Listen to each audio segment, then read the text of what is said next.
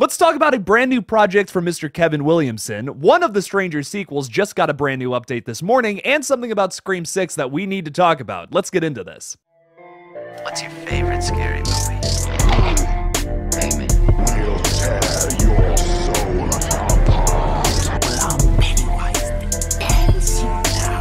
We're gonna get you. Oh, not on the beat! God, don't do that. But sometimes dead is better. Hey everybody, what's up? KillJoy Jake here, and instead of having friends, I have horror movies. Today we're talking a little bit about Scream 6, the Strangers sequel, and also a new project from Mr. Kevin Williamson, the writer of most of the Scream movies. Now before we get into that, if you guys can like this video and subscribe, I would greatly appreciate that. I'm nearly about to hit 12K, and if I hit that before the end of today, so like midnight tonight, I'll be releasing some more feet pics. So one of the other movies slated to be released at the Toronto International Film Festival alongside VHS 99, a movie that I am unbelievably excited for, is a brand new project from the screenwriter of the original Scream, as well as Scream 2 and Scream 4, Kevin Williamson. Written by Kevin Williamson and directed by John Hyams, this movie is called Sick, and the plot description reads, due to the pandemic, Parker and her best friend decide to quarantine at the family lake house alone. Or so they think. The film is also being described as lean, mean, and wickedly timely slasher. Caitlin Crabb also has a writing credit, with Williamson getting the story credit specifically. Sick will be about 83 minutes long, hitting the slasher sweet spot. And TIFF 2022 runs from September 8th to the 18th of this year. Although it may be a little late to release a film about like the pandemic or quarantining, I'm still excited for this film. I mean, nothing is going to hit that like zeitgeist as well as how Host did back in 2020, but regardless, still pretty excited for this one. I mean, Kevin Williamson returning to the slasher arena. That's exciting stuff, especially for Scream fans out there. And then we also got ourselves a little bit of an update on one of the Strangers sequels, because apparently 3 of them are coming out. I talked about yesterday how producer Roy Lee actually confirmed that 3 more sequels to the Strangers are coming out sometime soon, and we actually have found ourselves a director for at least one of them. Director Renny Harlin is on board to direct one, if not all 3, brand new upcoming sequels in the Strangers franchise. Renny Harlin has a long history in the horror genre, most notably directing A Nightmare on Elm Street 4, The Dream Master. His horror credits also include Deep Blue Sea and The Exorcist: The Beginning. Outside the horror genre, Renny Harlin has also directed notable films including Die Hard 2, Cliffhanger, and The Long Kiss Goodnight. Now I gotta be honest, before making this video, I don't think I realized that the director of Nightmare on Elm Street 4, Deep Blue Sea, and Exorcist: The New Beginning were all one and the same. I genuinely did not make that connection in my mind. Those are all incredibly different horror films.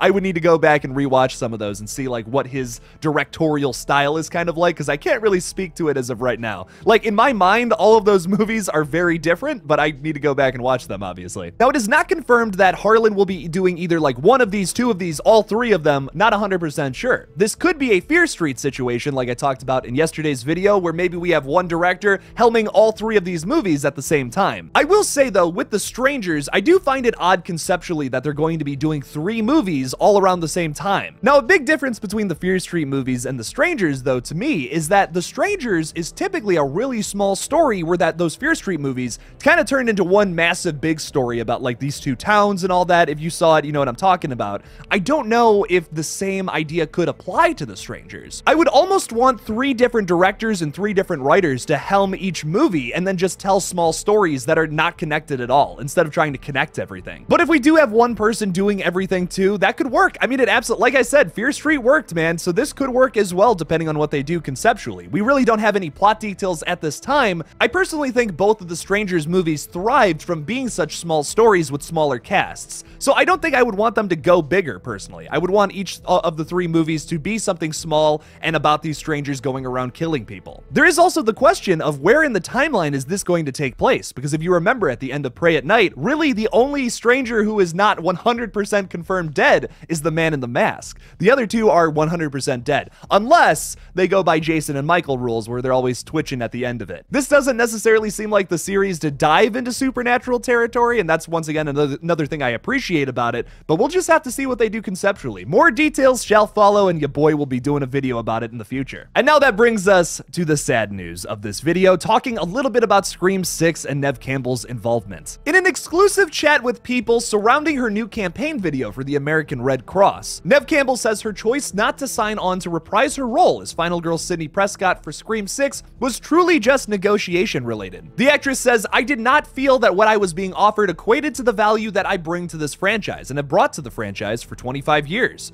And as a woman in this business, I think it's really important for us to be valued and to fight to be valued. I honestly don't believe that if I were a man and had done 5 installments of a huge blockbuster franchise over 25 years, that the number that I was offered would be the number that would be offered to a man. And in my soul, I just couldn't do that. I couldn't walk on set feeling that, feeling undervalued and feeling the unfairness or lack of fairness around that." I gotta say, that just is absolutely heartbreaking to hear one of my heroes basically saying that. That just really sucks, and what the fuck from the studio, man. I don't know. The actress maintains that it was sad for her not to return, telling people, "I love these movies, I love Sidney, I love this franchise, I'm so grateful for it. But at the same time, I really just couldn't bear the idea of walking onto the 6th film and feeling undervalued." I mean, I have no words. That is just heartbreaking, man. To hear Sidney Prescott essentially say that. I mean, you know, I know she's Neve Campbell at the end of the day and all that, but like Sidney Prescott's like a huge horror hero. Like I hold her up there with like Ellen Ripley or Laurie Strode. And like for her to be saying that about her own film franchise, turning against her essentially, that just really sucks. Now, there are a few things I want to talk about, a lot of people's responses to this, that I feel like maybe are, like, you know, going in the right direction. Like, you have good intentions by saying this, but ultimately will not lead to the best results. Some people are saying to boycott the movie because what the fuck is going on? I don't think boycotting the movie will actually help anybody. It's just going to hurt more of the people and creatives that we love that are attached to this project, including Radio Silence, Jasmine Savoy Brown, Mason Gooding, Melissa Barrera, Jenna Ortega, the list goes on. All of the new cast members, you'll be hurting them as well as Neve Campbell. The other thing is that Radio Silence really has nothing to do with the money process. I'm sure they are just as upset about this Neve Campbell situation as we are. This is 100% a studio issue, which has nothing to do with the creatives involved here, including Radio Silence, Kevin Williamson, all of those people. They have nothing to do with this, and like I said, I'm sure they are just as furious and upset as we are. So for all the people who are blaming Radio Silence, Kevin Williamson, a bunch of other people out there, I really don't think it's really not their fault. They had nothing to do with this, and I'm sure it came as a massive shock to them when they found out they couldn't have Neve Campbell in this movie. The unfortunate truth of this is that sexism is just still alive and well in the industry, and it fucking sucks. The best thing we can do right now is to call out the studio and tell them how fucking upset we are that Neve Campbell is not in this film and that the fact that she doesn't feel valued. Honestly, at this point, they should pay her double what she's worth.